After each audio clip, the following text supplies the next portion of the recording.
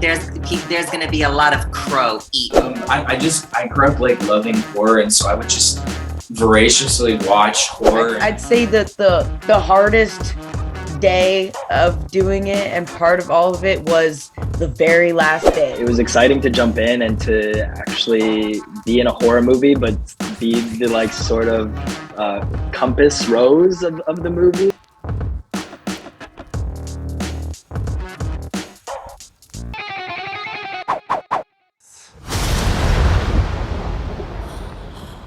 What is it you pray for? First of all, David, I've admired your work since the beginning. I thought The Signal was brilliant. I'm looking at this film, Hellraiser, and I thought what was interesting is that you were able to go a little hellbound Hellraiser 2 here. Can you talk about building this and what was the inspiration to go there and build the world a little bit bigger? Well, I think we knew we couldn't replicate, Hellraiser 87. We just couldn't. The original movie is so intimate and so specific and opened the doors to a much bigger universe. And we just looked at all the materials. We looked at the comic books, we looked at all the movies, and this narrative started to take on its own shape. And at a certain point, we just had to trust in that and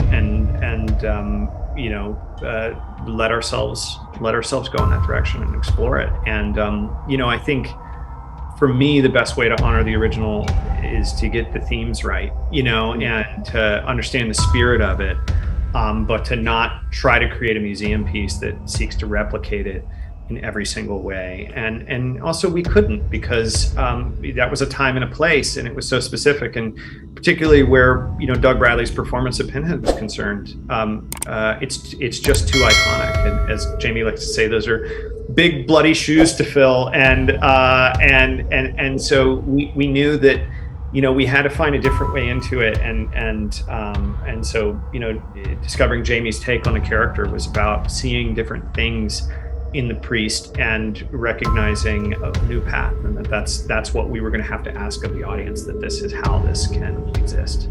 Oh, nice. Oh, and Jamie, of course, the internet is always a safe and comfortable place, so it's never negative. Were you nervous about this? I mean, I was super nervous. I mean, even from before, like when the audition came, I started talking to my therapist about, what it would mean if I took this, and, sort of that's so funny. The internet is a safe and wonderful place. Sorry. Yes, but I mean, I've been preparing, and listen, I mean, I'm trans. It's like not something that I'm hiding. I've been different and queer my whole life. There's nothing that anybody has said or can say that I haven't heard 1,000 times. It's all so reductive and so boring. So I'm fine. And now that the movie is coming out, and people are seeing it in the trailer and everything, there's going to be a lot of crow eaten. So, it's because it's good. Yeah, well, What is it? It's a puzzle. And it's almost finished. Keep going. wow, you rarely do you see a horror lead, and you carry this movie dealing with so much shit. Could you talk about jumping into this role? And this is a lot, man. There's a lot to take on. It's pretty gnarly. She's got a pretty crazy life. I don't know. There was just so much going on. It was a little confusing sometimes. Bouncing. I'd say that the hardest day of doing it, and part of all of it, was the very last day, where we kind of made like this obstacle course of scenes that we were jumping back and forth, like, okay, scene 55, are you ready to go? And then you're back to like 97, and then like scene number 2, like pickups. I'd say that was like the most confusing thing, to be like, okay, now she's like going through this, and then but before this happened, and we shot this 2 months ago, but now we're picking up the second half. So I'd say that was like the most complicated part of stitching it all together. That sounds insane. Yeah. It's really cool though. with you, I think you have it's really nice to see this kind of character involved in a movie like this. Can you talk about stepping into this world, the Clive Barker's fucking Hellraiser? I mean, how cool is that? Yeah, I mean, really, really cool, especially to see like the representation that took place in this film versus the previous 10, and knowing who Clive Barker is, this gay, prominent figure who, you know, worked as a hustler for most of his life, and that's kind of where this novella takes place in a metaphorical way. It was exciting to jump in and to actually be in a horror movie, but be the like sort of compass rose of the movie, and the angel on Riley's shoulder, and not have to be a tortured soul in it. Yeah, Riley needed more angels, by the way. She did. I have to agree with you on that one. She definitely needs more angels. No, what David is he's such an expert at creating mood and just these amazing atmospheric films. What was he like to work with? Odessa, I want to start with you on this one, because again, a very complicated character. What was he like to find the right tone for you? He was literally like the best possible choice they could have had for a director for this movie. I love David. That's my boy, Hiam. That's what I call him, but I love it. He was amazing. I felt like he gave me like exactly what I needed, and I think we had like a good understanding for each other, and like we worked really well together. Yeah, he was like such a good. When you're working, you really need the director to be kind of like the center of it, that like brings it home and like lets everyone feel like safe and like in a good space and positive. And yeah, he was really good at that. One time he read for Pinhead because it was like the last day and he had to, and he was so fun when we did it. It was like the river scene on the bridge, and he's like, "Wouldn't you like to know where your brother is? Turn!"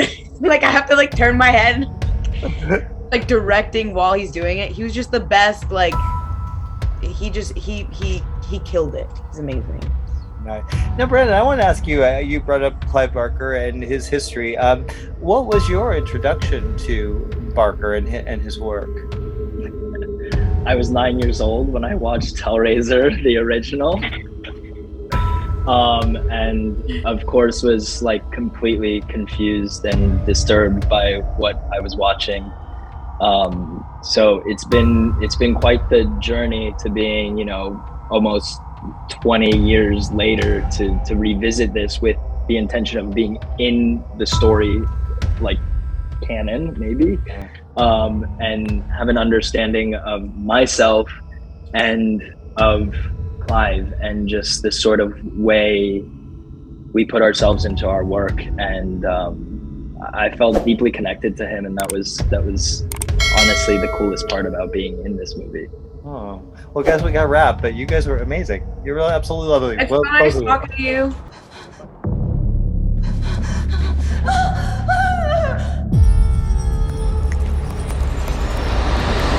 It's time. I mean, you know, we were talking with Brandon earlier, and you know, Clive Barker is gay. He's always been, and he's always been very open about that. And it's nice to see. It's very cool to see that part of this film.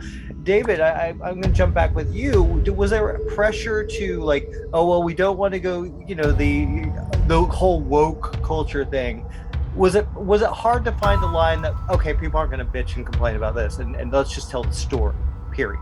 We never thought about the line at all, you know, and everybody on the team, you know, the studio, the producers, everybody was very supportive of the idea that like, this is a franchise that has always been embraced by the queer community. It's baked into the identity of the work. It meant something different in the way it was coded in '87. And now we live in a different world. And look, it's as a cis straight guy filmmaker, you know, that's like coming into this, it's exciting for me to explore different perspectives. And so, you know, we opened the door to that, and then we got a lot of help from our cast and our crew, and it's just been the spirit of the project. Well, we got to wrap up. Here's hoping we get a sequel, guys. Here's hoping we get a sequel. It was a pleasure meeting both of you. Cheers, guys. Thank you, James. Thank you. So if I solve it, do I get a prize? I do.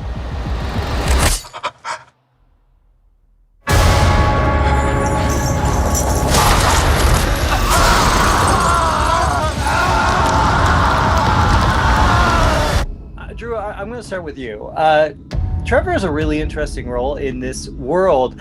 How did you approach him? And my God, you're doing Clive Barker Hellraiser stuff. Oh my That's God! so cool. I know. I woke up every day saying that. I was like, oh my God, we're doing Hellraiser. We're doing Hellraiser. It was a lot of fun. You know, Davd Bruckner, the director, gave us a lot of room to explore and play around. Trevor, I think, you know, on the page is a little more of a blank slate. Kind of hard to nail down, which is kind of purposefully done. You know, he's kind of this ambiguous. You don't really know what his intentions are, what he does. But yeah, we got to really play around with it, with wardrobe, with how he looked, like our choices that we made. So David was really instrumental in helping collaborate with us. So that was a lot of fun. Adam, what about you? I mean, this is a kind of important character in the world, I would say. You know, what was it like working with David for you and finding this guy? Yeah, what was really cool, like I guess Drew was saying, we got to like, you know, have meetings over Zoom and just sort of talk about also sort of the importance of having this queer character who has agency and who's a part of this world and not coded or hidden in metaphor. But I also think just like aside from that, you know, like he is a very like logical person and he sort of finds the reason within things, and I found that like really exciting because that's something that I naturally do. I'm kind of a natural skeptic, and so getting to sort of like play into that until like sort of disbelief is just all sort of broken and you're just like, whoa, okay, this is real. Getting to play, especially there's like a moment where I see them for the first time, and talking to Bruckner about that moment was like so exciting, and it was very specific because I think the audience then really he accessed sometimes a conduit for what a skeptic may think, and so in the audience may think. So to see that for the first time and him really believe that was like so fun to get specific and granular on. So I love Bruckner for that. Nice. And Drew, you got really excited when I mentioned Hellraiser and Clive Barker.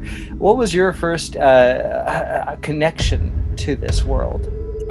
Seeing Hellraiser far too young was my connection. You know, I've said this before, but my mom, both my parents were big movie buffs, big in the horror genre. Hellraiser was always kind of like the forbidden fruit, you know. It was like, oh, don't go near that one, don't watch that one. And so my brother and I think it was 8 or 9, had seen it on TV and was traumatized with it. But the imagery of it really stuck with me, and it's so ingrained into pop culture. And I obviously got a chance to revisit, you know, the films when we started on this. Yeah, it's still just as terrifying. Did it color your character at all watching the previous film? Absolutely. I mean, I think in terms of style and tone, and it really just starts with like a respect for the original material and wanting to do it justice.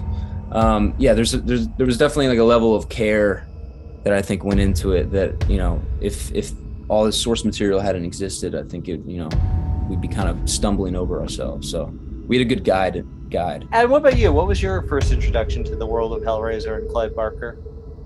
Yeah, so my first introduction to Hellraiser was when I was younger as well. I would watch these AMC Horror Fest like marathons that they would have, and I grew up like loving horror, and so I would just voraciously watch horror. And I think I remember watching like they would have them back to back airing on there, and I just remember I think what stuck with me a lot was the imagery, you know, like I think that what's exciting about this one is because they really do honor the imagery. And I was like reading the script for this one, and I was like, if they can do what the novella did and what that original movie did, you know, I think we'll like really hit it out of the park. And it's just so to finally see that and then see him honor so much of it, it made me really excited. So I'm excited to see what other people think about it too. Well, I love your excitement, guys. Thank you for talking to me. It was a pleasure talking to both of you guys. greater delights await. We wish to see you proceed. Feed it. Their blood, their pain. First of all, it's nice to see both of you in a movie like Hellraiser. I want to start with you, Goran. What was your introduction to Clive Barker and the mythology behind this? I was born in '72, so when I was a teenager, Hellraiser was a big deal. It was a time of VHS tapes, going to video stores, renting stuff, so you're kind of like, on a night, you don't know what to do, let's watch some horror, and Hellraiser came up. And I have to say, I loved them. The first one was already out there by the time that I was kind of searching the video clubs for the good movies. My favorite one, because I'm a sci-fi fan, was the one when they're actually building a space station. That's like further down the line. And also it's like going back into the history, French Revolution, this and that. So that was my favorite movie of all. I think that was part 4, I believe. I believe so. Yeah. Because they connected science fiction and horror in the same time. That was. So when I heard that David wants me for this, I was like, my God, Hellraiser, yes. What about you, Hiam? What was your introduction to Clive in this world? I mean, honestly, nothing, because I have a very, very sensitive nature to these kind of things that brings me to go into a horrible imagination with myself. So I really was not watching, but deliberately, like I wouldn't go and I wouldn't watch, even if everybody tells me it's great, you should, it's just no way, there's no way, because I know myself after it's just months of non-sleep. And I told David when I met him, I said, I will do it, but I'm not sure I'll watch it. Well, you also play a very sympathetic character in this. I feel like that makes sense for your character in a way. Maybe. No, I like the character really that I played, and I like the fact that she was supposed to become a victim somehow. I think I would have had fun, I think, if it was another character, maybe the character that would cause the pain or whatever, or the fear. But I loved her journey. I loved that experience of, going through that anxiety and that fear and that, and just as an actor to try and do that, it's another experience, and it has been a great one, because David was really a great director to work with, and all the actors that I had to share the screen with were the same, and even the Cenobites. I mean, just to see the physical suffering they had to go through, you just look at them and you say, okay, I'm doing nothing basically, compared to them. Well, and speaking of Goran, I mean, you have some stuff here. What I like about you is you're a fan, and you're actually kind of in the lore now as part of this world. What was that like for you? I'm not sure. Are we allowed to talk about the ending of a film? I presume we're not.